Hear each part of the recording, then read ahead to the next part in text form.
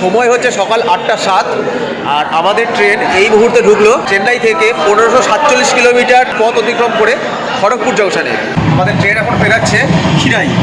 সময় 11:09 আর এই মুহূর্তে আমাদের ট্রেন এসে পৌঁছালো প্রায় 292 কিলোমিটার পথ অতিক্রম করে তার যাত্রাপথের প্রথম স্টেশন অঙ্গল। 2রা জানুয়ারি 2024। যে গল্পটা লিখতে শুরু করেছিলাম ডায়েরির পাতায় দুর্গাপুর স্টেশন থেকে, আজ সেই গল্পের ইতি টানতে চলেছি তামিলনাড়ুর চেন্নাই সেন্ট্রাল থেকে পশ্চিমবঙ্গের শালিমারগামী 12842 চেন্নাই সেন্ট্রাল শালিমার করমণ্ডল এক্সপ্রেসের যাত্রার মধ্যে দিয়ে। হ্যাঁ, এই হলো সেই করমণ্ডল যা আগের বছর অর্থাৎ 2রা জুন 2023 উড়িষ্যার বালাসোরের কাছে দুর্ঘটনার কবলে পড়ে কেড়ে নিয়েছিল প্রায় 300টি তাজা প্রাণ। ট্রেনে ওঠার সময় ভয় যে লাগছিল না তা নয়, তবে পরে চিন্তা করলাম কিসের ভয় পাচ্ছি, মৃত্যুই তো জীবনের পরম সত্য। আজ না হোক কাল সে যে আসবেই, তাই সব ভয় ঝেড়ে ফেলে মজলাম ট্রেন যাত্রার আনন্দে। Good morning. আজ 27শে পৌষ 1430, ইংরেজি 13ই জানুয়ারি 2024।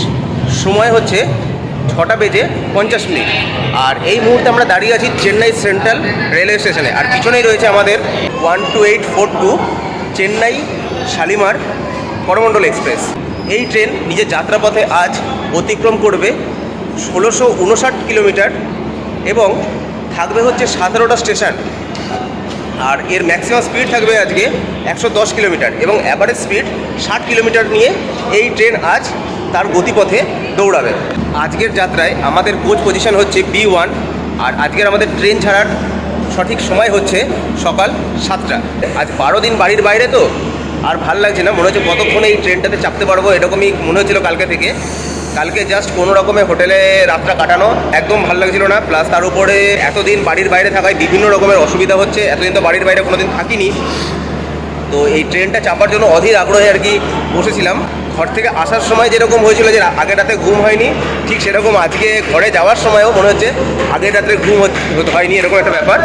তো যাই হোক, ট্রেনটা ছাড়ুক, তারপরে আস্তে আস্তে আমার এই যাত্রাপথে যা যা অভিজ্ঞতা হবে তাই পুরোটা আপনাদের সঙ্গে শেয়ার করতে থাকবো আমি আমার এই চ্যানেলে।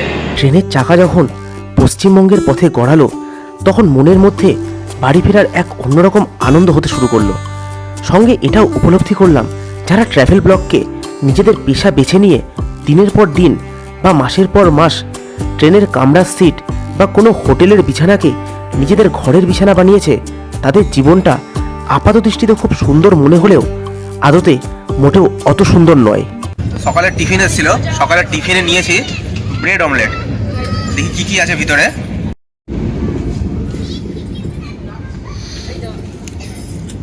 একটা সস দিয়েছে, এরকম 2 পিস প্লেন রুটি আর এমনি প্লেন অমলেট, প্লেন রুটি একদম।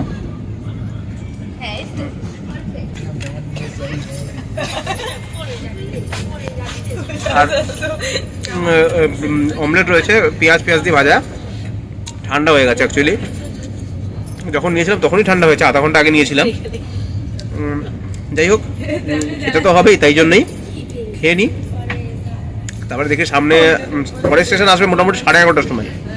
অনেকটা দেরি আছে, একটু গল্প গুজবও করছি, সবাই একসঙ্গে রয়েছি। স্টেশন আসুক, স্টেশনে দেখা হচ্ছে।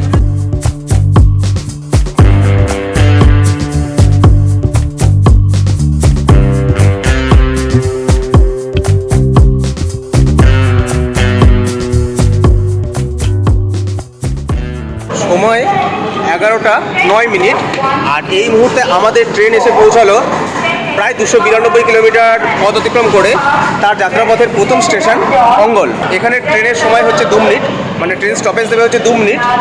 আর এর পরের স্টপেজ হচ্ছে বিজয়ওয়াড়া জংশন। বিজয়ওয়াড়া জংশন আসার আগেই আমাদের কামরায় চলে এলো আমাদের আজকের দুপুরের খাবার। দুপুরের খাবারে আমরা আজকে নিয়েছি চিকেন মিল।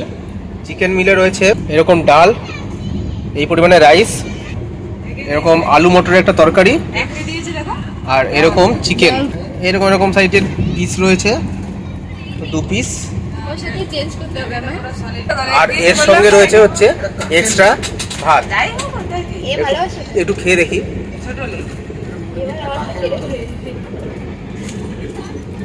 ডালটা মুগ মুসুর মিক্স করা রয়েছে, আর খেতে কিন্তু আমাদের বাঙালি খাবারের মতনই আছে। বাঙালি যেরকম আমাদের খাবার হয়, মানে তামিলনাড়ু খাবারের থেকে একটু আলাদা, একটু না বেশ অনেকটা আলাদা। খেতে কিন্তু বেশ ভালোই লাগছে। হয়তো এতদিন তামিলনাড়ু খাবার খেয়েছি বলেই মনে হয় এই খাবারটা ভালো লাগছে, জানি না। একটু তরকারি নিয়ে দেখি। খাবারে কিন্তু প্রত্যেকটা খাবারের টেস্ট রয়েছে। আর বলে দিই, এখানে চিকেনের দাম নিয়েছে হচ্ছে 160 টাকা, মানে চিকেন মিলের দাম নিয়েছে 160 টাকা। ও বলেই দিয়েছে। চিকেনটাও কিন্তু বেশ ভালো খেতে, মানে ঝোলটা চিকেনটাও মোটামুটি ভালোই হবে আশা করছি। যাই হোক, খাওয়াটা শেষ করি, খেয়ে নিই। এখনই বিজয়ওয়াড়া ঢুকবে, মোটামুটি 1:40 নাগাদ বিজয়ওয়াড়া টাইম আছে। আর ট্রেন কিন্তু রাইট টাইমে চলছে আমাদের। ঘড়ির কাটায় সময় হচ্ছে 1:29, আর এই মুহূর্তে আমাদের ট্রেন প্রায় 431 কিলোমিটার পথ চলে এসে পৌঁছালো বিজয়ওয়াড়া জংশনে। বিজয়ওয়াড়াতে ট্রেনের স্টপেজ হচ্ছে 10 মিনিটের, কিন্তু যেহেতু বিফোর পৌঁছেছে, এখানে টাইমিং ছিল হচ্ছে 1:40, কিন্তু এসে পৌঁছেছে 1:29-এ। তো সেই কারণে 1:50-এই ট্রেন ছাড়বে, মানে হাতে অনেকটা সময় থাকছে। আর এখানে কিন্তু ট্রেন এরকম বিফোরেই চলে আসে। এর আগে অবধি ট্রেন অনেকটা লেট ছিল, কিন্তু পুরো লেট মেকআপ করে কিন্তু ট্রেন অনেকটা বিফোর আমাদের এই বিজয়ওয়াড়া জংশনে এসে পৌঁছালো। প্রসঙ্গত বলে দিই, বিজয়ওয়াড়া জংশন হচ্ছে অন্ধ্রপ্রদেশের মধ্যে পড়ছে। আর বিজয়ওয়াড়া জংশন, তার কারণ হচ্ছে বিজয়ওয়াড়া থেকে একটা লাইন চলে যাচ্ছে হাওড়ার দিকে, একটা লাইন চলে যাচ্ছে নিউ দিল্লির দিকে, আর অন্য একটা লাইন সেটা চলে যাচ্ছে নিদাদাহুলুর দিকে। বিজয়ওয়াড়া জংশন ছাড়ার পর আমাদের ট্রেন কৃষ্ণা নদীর উপর দিয়ে নিজের গন্তব্যের দিকে এগিয়ে চলল।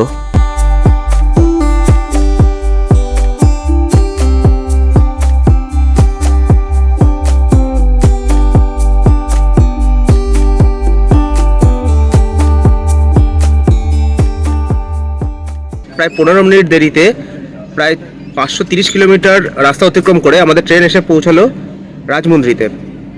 আর রাজমুন্দ্রিতে ট্রেনের প্রচণ্ড ভিড়, মানে এতটাই ভিড় যে প্ল্যাটফর্মে নামার জায়গাটুকু পর্যন্ত পেলাম না। অ্যাকচুয়ালি প্রচুর মানুষ আছে যারা এই ট্রেনে করে ফিরছে, আর তাদের কিন্তু ওয়েটিংয়ে রয়েছে, যার জন্য কি হচ্ছে, ট্রেনের যে দরজার সামনেটা পুরো ভিড় করে দাঁড়িয়ে রয়েছে সবাই। রাজমুন্দ্রি কিন্তু সেন্ট্রাল টোবাকো রিসার্চ ইনস্টিটিউটের জন্য বিখ্যাত। আমাদের এর পরবর্তী স্টপেজ হচ্ছে বিশাখাপত্তনম জংশন। তো রাজমুন্দ্রিতে ট্রেন 15 মিনিট লেট, কিন্তু ট্রেনে দেখাচ্ছে যে বিশাখাপত্তনম কিন্তু, মানে ওয়েবসাইটে দেখাচ্ছে বিশাখাপত্তনম কিন্তু একদম রাইট টাইম ঢুকবে 7:50-এ। আর এখন ট্রেন ছেড়ে দিল।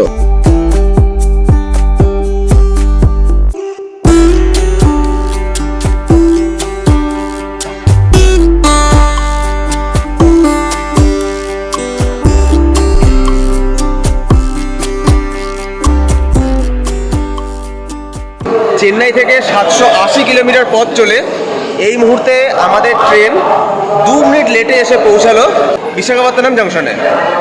এবারে ট্রেন না আধা ঘন্টা ফাস্ট ছিল, মানে আধা ঘন্টা আগে চলছিল, কিন্তু সেই ট্রেনটাকে ঝুলিয়ে 2 মিনিট লেটে, মানে 7:50-এর টাইম, সেখানে 7:52-তে এসে এই বিশাখাপত্তনম জংশনে পৌঁছালো।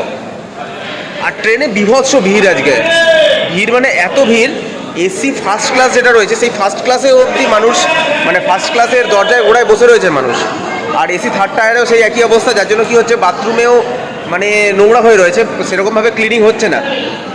আর সামনে যে স্লিপার রয়েছে বা যে জেনারেল কামরা রয়েছে সেখানে তো কোনো কথাই নাই। আর এরপরে স্টেশন হচ্ছে বেরহামপুর স্টেশন, সেটা মোটামুটি ঢুকবে, এখন টাইম দেখাচ্ছে 12টা নাগাদ, 11:50-এ। তো হয়তো আরও লেট করবে ট্রেনটা, বুঝতে পারছি না। তো যাই হোক, ওই সময় তো আর নামা সম্ভব না, কেননা এরপরে খাওয়া দাওয়া করে শুয়ে পড়বো। আর এইখানেই কিন্তু ট্রেনের ইঞ্জিন চেঞ্জ হবে, যার জন্য এখানে ট্রেনের হল্ট রয়েছে প্রায় 20 মিনিট, প্রায় না 20 মিনিট হল্ট রয়েছে। এবার যেহেতু 2 মিনিট লেটে ঢুকিয়েছে, জানি না কতক্ষণ পর ছাড়বে।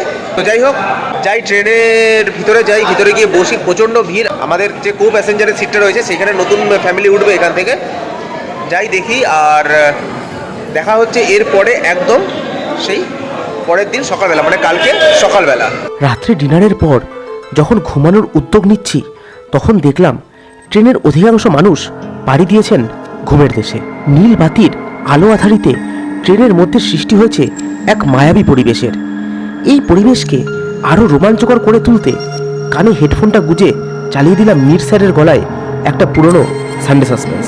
কখন ঘুমিয়ে পড়েছিলাম সেটা ঠিক জানি না, তবে হঠাৎ করেই ঘুম ভেঙে গেল সেই অভিশপ্ত জায়গায়, যে জায়গা সাক্ষী হয়েছিল 1 বছর আগে স্বজন হারাদের আর্তনাদে। পরের দিন সকাল, সব ভয় দুশ্চিন্তা কাটিয়ে যখন বাইরের দিকে তাকালাম, তখন দেখি আমাদের ট্রেন ঢুকছে আমার খুব পরিচিত জায়গা খড়গপুরে। বেরাচ্ছে খড়গপুর ওয়ার্কশপ। এখানে বেঙ্গলে ঢোকার পরে পুরো ঠান্ডা, মানে ভিতরটা এখন গরম আর বাইরেটা ঠান্ডা।